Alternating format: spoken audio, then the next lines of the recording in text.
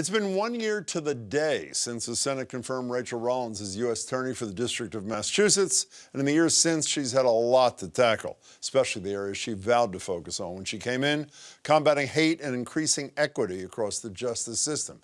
U.S. Attorney Rachael Rollins joins me now. Hello there, U.S. Attorney. Nice to see you. Always a pleasure, Jim. How would you rate yourself in your first year in office? It's been a little bumpy, but I would give myself a solid B. I have work to improve on, but I'm very happy with what we've done. I know what I consider bumps. What do you consider bumps?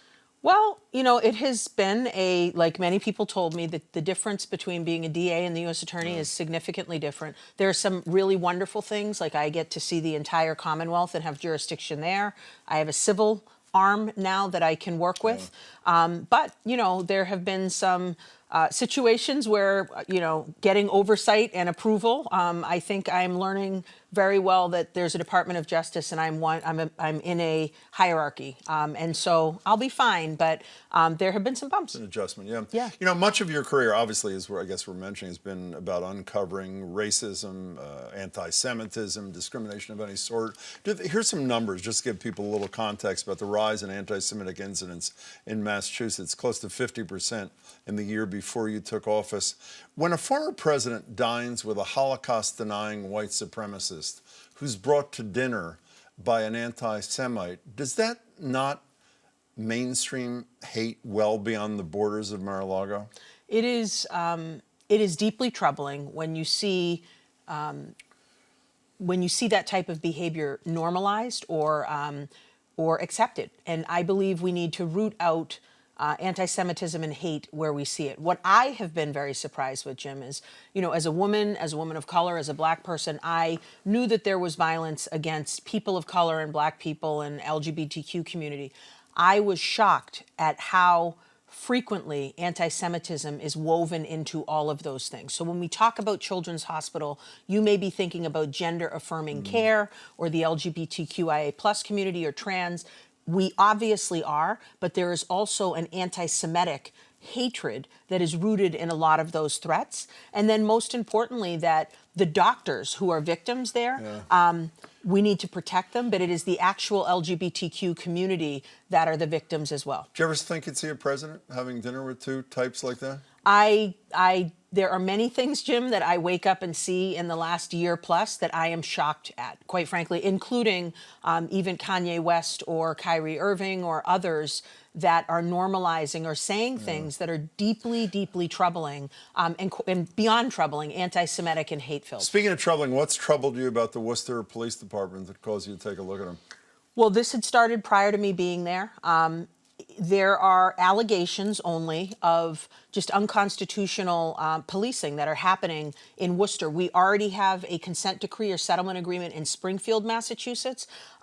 So what we're going to do is we're going to really kick the tires and see what we can find with the Department of Justice. But I do want to say that we work with the Worcester Police Department every single day prosecuting cases, and we have to make sure that both sides are speaking with each other, because if we find a bad actor in the civil investigation, we have to notify the criminal side. You mentioned the Springfield investigation. Your office and the DOJ in general concluded that investigation. I think it was the first one of its type concluded in the Biden administration. So there's excessive use of force. That's not an allegation. That's a fact. That is a fact, yes. There are allegations of excessive use of force, racial, sexual discrimination in Worcester. When you were the DA in Suffolk County, you put out a list of cops who, if they testify at a hearing, maybe can't be trusted. That's right. So a constituent comes up to you and said, okay, Springfield, Worcester, Boston, I'm a person of color, I'm a poor person.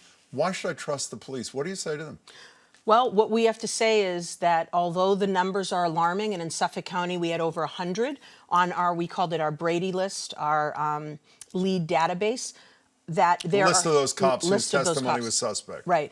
There are thousands of police officers in Massachusetts doing noble, exceptional work every day. We have to be better at uplifting them. I would say to that individual, we have a post commission now as a result of Governor Baker and the great work that he did with our state legislature. That hasn't published the name of one single individual who's a problem cop, not one. I understand that, Jim, and that is something we will, that not in my role as U.S. Attorney can I work on, but I would say that they are getting pieces in place to make sure that we are looking at bad actors, rooting them out, and making sure that the overwhelming majority of police officers that are upstanding, loyal, noble, and culturally competent become even better. You know, just one other bump that you didn't mention. There's also some sort of investigation into you, right? Yes, there is. Around you attending a fundraiser for Dr. Biden, for the First Lady. Can you tell us what the status of that is? It is ongoing. And what I can say is a sitting United States Senator asked for an investigation. Tom Cotton.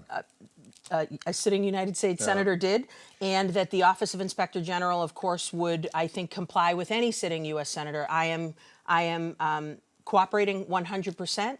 And, you know, as I said when I tweeted, I had approval to go, but we will wait to see what they find. And no matter what they find, I will comply. Well, you brought that up. You did tweet on July 15th. Here it is, the full thing. I wasn't asked for a comment before this, meaning the story in the Herald ran. It's almost as if the Herald didn't want to know I had approval to meet Dr. Biden and left early to speak at 2 community events, et cetera, et cetera. If you had approval, why is there even an investigation? That's a good question. Does this affect your, what's the answer to the question? I guess we'll find out soon. How, does this affect how you do your job when there's something like this hanging over you? Of course it does. But, you know, listen, if this were easy, anyone could be the U.S. Attorney. Jim, if this were easy, anyone could be the DA. There is additional scrutiny on you when you become an elected or a public official. Sometimes I think it's too much, but I am not here to complain. There are people in far worse circumstances than I am, and I will be fine no matter the outcome. Can we talk about a couple of probes I hate the word probe, investigations you've initiated? Yeah. No, I didn't mean it for that reason. Okay, oh boy, moving that was. on. Let's go. Can we cut that out of the? Oh, it's a lot. I'm sorry. I know you can't tell us everything about, but just explain to people why you initiated these things. One is, I love the term. Marcela Garcia from the Globe calls them the Vineyard 49. Oh, I love it. The moving of, I mean, this is me, not you. Essentially, the kidnapping, in my estimation, of 49 people, Venezuelans for the most part, from Texas by Governor DeSantis's people, shipped to Martha's Vineyard. What are you looking into? What's the issue that you're looking into? Well, the good news is we have great lawyers like Ivan Espinosa, who is at Lawyers for Civil Rights, who has already initiated litigation. We have exceptional criminal... Ron Sullivan from Harvard Law School said to me the other night they've initiated some too. That's right, as have Susan Church and other exceptional immigration lawyers. There are others, I believe one's first name is Rachel as well. But we have exceptional leaders that are looking into this. What I was looking at is whether there was going to be, and as the U.S. Attorney of Massachusetts, which includes Martha's Vineyard, is the DOJ going to be involved in any way, shape, or form? I reached out to my civil rights counterparts in DOJ. I did not look at Florida or Texas. I looked at the states that were receiving these individuals that were coming in, you know, and those are choice words, right, that had been brought here. There was an allegation of force or threat or coercion, essentially, when the individuals arrived on Martha's Vineyard. And I am not privy to discuss what it is DOJ is doing, but I have reached out to my counterparts in New York, in D.C., in Atlanta, and obviously Massachusetts, who have all received individuals into our communities. Just so I'm clear, when you say I've reached out and used the past tense I was, is your office looking into some aspect of this, or you're just speaking to other U.S. attorneys? Well, what I'm doing is, and this is another example of the difference between being the U.S. attorney and being the DA. If I were the DA, even though I'm not the DA of Martha's Vineyard, I would have been out there saying we need to do the following. I have to get my marching orders from the Department of Justice. Even though this is impacting my district, this is not me looking elsewhere. They arrived here on our land, our soil. They are our residents now. I need to make sure before I make any statements that I check with the Department of Justice. So that's number one. But here are some things that we might be looking at doing hypothetically, not with respect to this. We could file a statement of interest in some of the lawsuits that have been filed in our jurisdiction or elsewhere. We could move to intervene in a case. We've done that in other circumstances. For example, Harvard University, we did that in a Title IX case recently. So I want to leave every option on the table, civilly or possibly criminally. Well, I was just going to say, is it not possible that Governor DeSantis or one of his minions broke a criminal law? I mean, I think that we would require our federal law enforcement partners, whether FBI or some other agency, to look into that. And we have national jurisdiction, international jurisdiction. So, but I think because it involves, Jim, multiple states, Florida, Texas, Massachusetts, the District of Columbia, New York, et cetera, that it would be a DOJ issue, not Understood. a Central Massachusetts, DOJ. right, central Maine justice, we call it, little no E. Let's Maine talk justice. about one that is exclusively in your jurisdiction. I don't know what the status of this either. You'll tell us what you can. Everett, I mean, when you started looking into racism in high places, possibly, or whatever word you would use, in high places in Everett city government, there were a handful of cases. We talked to some of the people, including Stephanie Ebert, who's done great reporting on this stuff in the Boston Globe, about racism at meetings and with city councilors. Since you announced that you're looking into this, it seems every month or so, there's yet another high-level official, almost always of color, working in the city, who says he or she, and if it's a she, it's usually gender discrimination, in addition to racial discrimination. Is that ongoing? Yes, it's ongoing. And so back on June 2nd, I wrote a letter to the mayor of Everett, DeMaria, and told him that I was inquiring. I was asking questions based on multiple articles. I have a copy of the letter. I think we have, multiple footnotes. It is an annotated letter saying, this isn't just me saying I've driven through Everett as a, resident of the Commonwealth. This is article after article after article. And since June, you're right, we now have a superintendent that has multiple, I mean, that's a crime. Those are criminal charges against that individual. There are also sexual harassment allegations as well. Our investigation is ongoing. The mayor has counsel, as does the city, and we will be reaching out to them as well. But when the DOJ starts looking at something and more things come out, we are looking at all of that right now. Staying on this for a second, I think I asked you the same question a few months ago, so my apologies, but it's still with me. Elected leaders in the state are not hesitant to call out racism at Mar-a-Lago, in Western Europe, in Texas. This is in Everett. And I know, well, you're in a different position because you have to allege and then whatever. Are you sort of surprised about what I would call the silence about this serial allegations about racial and sexual discrimination in Everett? It is, Jim, speaking out against hatred and bigotry is hard, right? It's very easy. It's not so hard if it's somewhere else. Well, that's true, but I can tell you, if I were silent, my job would be much easier, right? As DA or as U.S. Attorney. So there are definitely people. I want to make sure I give a shout out, as you did, to the Globe and other. Adrian Walker, Stephanie Lydon has also written some articles. Right here. She's done great work. We need to make sure that the media has full access to things and journalists are telling stories, because but for me reading those, I would not have written the letter to the mayor of Everett. You referenced your former job, Suffolk County DA, a couple times. I have to say, whatever I read any criticism of your successor, DA Hayden, it usually is that he's not you. That essentially there was a piece in the Bay State Banner the other day with a lawyer from the Harvard Criminal Law Justice Institute saying that he was essentially rolling back a lot of your reforms, which research suggested worked, not prosecuting low-level offenses, which, again, the study suggested reduced recidivism and that sort of thing.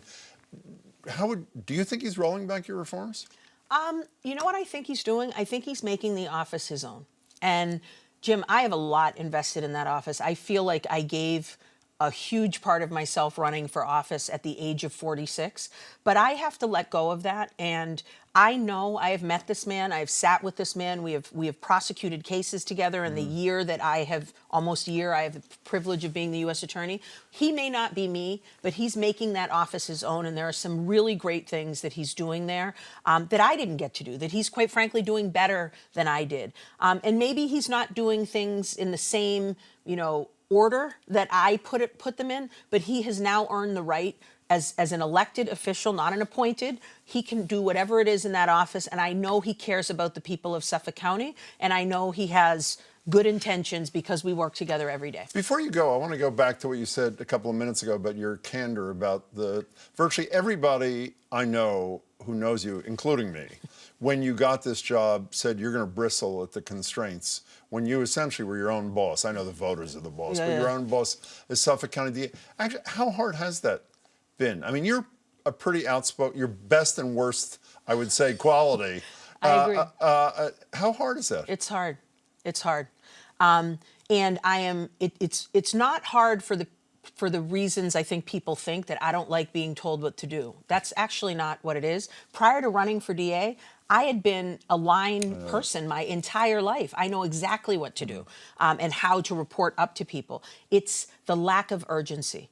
It is the You just want to move. I want to move on things. And when, as DA, I could say, we're going to do this, and it would happen. I don't mind having to check with one person, but when it requires, you know, and again, this is no disparagement of this administration. This is just the way government works. When it requires so much oversight that when you finally get the approval, you want to write back like, that was 4 months ago, thanks for that, you know, like, and again, I just, that's honestly, it's not a disparagement of this administration.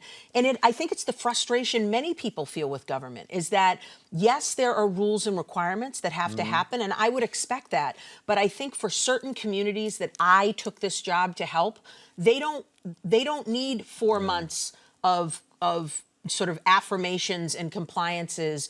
They need an answer, or just for somebody to show up to say, we care that the shootings have increased in your neighborhood, that Black people are dying in the streets with urban violence.